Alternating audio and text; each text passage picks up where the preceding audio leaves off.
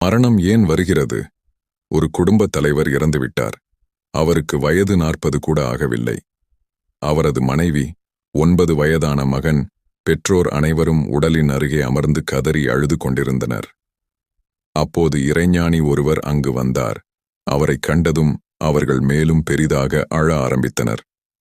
இறந்தவரின் மனைவி சொன்னாள், ஐயா, இவ்வளவு இளம் வயதில் என்னையும் என் மகனையும் நிர்கதியாக விட்டுப் போய்விட்டாரே. நான் என்ன செய்வேன்? அவர் உயிருடன் வருவாரென்றால் அதற்காக நான் எதுவும் செய்வேன் என்றார். அப்போது அந்த இறைஞானி அனைவருக்கும் ஆறுதல் சொல்லி சமாதானப்படுத்த முயன்றார். ஆனால் அவர்கள் சோகம் குறையவில்லை. கடைசியில் அவர் கேட்டார், ஒரு கோப்பை தண்ணீர் கொண்டு வாருங்கள். தண்ணீர் வந்தது. அவர் கோப்பையை உடலின் அருகில் வைத்து தானும் அமர்ந்தார்.